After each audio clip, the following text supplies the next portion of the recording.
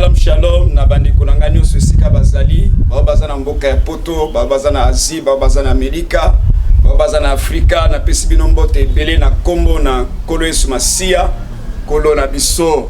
Je vous salue tous mes bien-aimés dans la foi. Nous sommes ici à l'église KDC Ndili quartier 3, temple de Jérusalem, qui est dirigé par notre père le révérend apôtre Vaka Mindonga la Diems.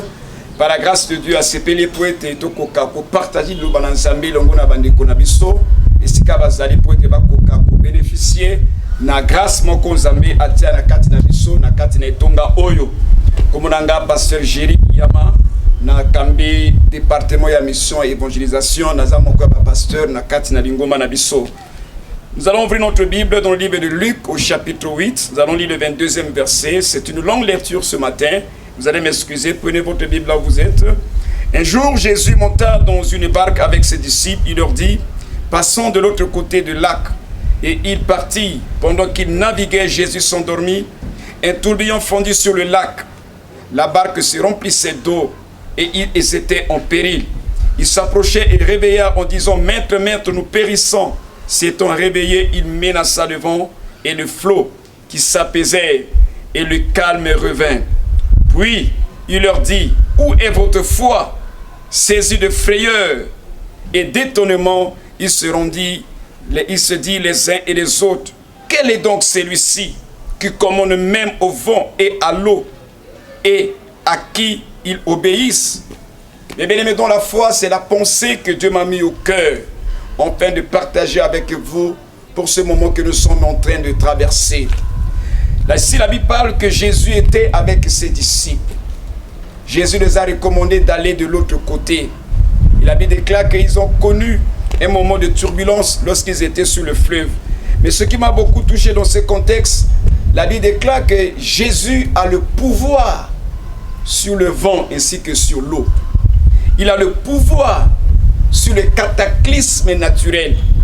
Il a le pouvoir sur toutes choses qui existent et même ceux qui n'existaient pas. Car la Bible déclare qu'il était au commencement de toutes choses. Au commencement de Covid-19, il existait déjà. La Bible déclare qu'il n'a ni commencement, il n'a ni fin. Mais Covid a un commencement, Covid-19 a un fin. Mais lui, Jésus, il vit de l'éternité à l'éternité. La Bible déclare que quand les disciples les a réveillés dans la barque, Jésus s'est réveillé. Mes bien-aimés dans la foi, aujourd'hui, beaucoup de barques sont vides. Les barques, c'est l'exemple de l'église. Beaucoup de chrétiens ne sont pas dans l'église. Malgré il y a un vent qui a soufflé violemment. Un vent puissant qui a touché l'église. Un vent puissant qui a touché le niveau social. Un vent puissant qui a touché même l'économie de notre nation. Mais la Bible déclare, les disciples ont réveillé Jésus. Ma question ce matin, là où tu te trouves, tu l'as déjà réveillé? Avec toutes les informations que tu as reçues, est-ce que tu as réveillé Jésus? Avec tout ce qui est en train de passer dans le monde entier, le monde est bouleversé. Est-ce que les chrétiens ont réveillé Jésus-Christ de Nazareth? J'aimerais que tu puisses le réveiller là où tu te trouves. Mets-toi debout, mon frère. Ne crains pas. Ne crains pas. Je le trouve plus de 365 fois dans la Bible. Cela veut me dire que chaque jour, je dois me confesser. Je ne dois pas avoir la crainte. Je dois bannir la crainte. Car lui, il a le pouvoir sur les choses qui existent et les choses qui n'existaient pas. La Bible déclare quand Jésus-Christ s'était réveillé, il a demandé à ses disciples, où est votre foi? Mes bien-aimés dans la foi, où est ta foi? Quand tu as écouté cette nouvelle, où est ta foi? Maman, où est-ce que tu as placé ta foi? Oui, cette épidémie a touché le monde entier, mais Christ a besoin des hommes. Il a besoin de femmes, les hommes de foi, les hommes comme Daniel. À cette époque, il y avait une loi qui était établie. Mais Daniel, la Bible déclare que Daniel était accusé. On l'a accusé dans la loi de son Dieu. Aujourd'hui, dans la loi de notre Dieu, beaucoup des églises sont fermées. Est-ce qu'il y a des Daniel de nos jours? Dieu a besoin de Daniel. Dieu a besoin de Shadrach. Il a besoin d'Abel-Nego. Il y avait une loi que tout le monde doit adorer. L'idole que le roi avait établie dans la nation. Mais ces trois personnes, ils ont refusé. Ils ne se sont pas prosternés devant la loi. À cette époque que le roi avait donné. Mais dans notre nation, tout le monde a prosterné. Est-ce qu'il y a des Daniel ici à Kinshasa? Est-ce qu'il y a des Shadrach en Europe? Est-ce qu'il y a des appels négaux en États-Unis par rapport à cette loi où le ministère de la Santé a donné, par rapport à cette loi où les présidents ont mis en place?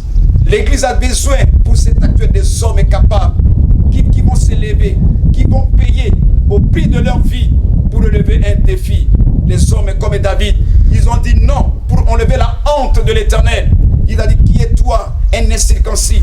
Il s'est mis debout et la victoire était revenue dans le corps des enfants de Dieu. Mes bien-aimés dans la foi, ne dors pas.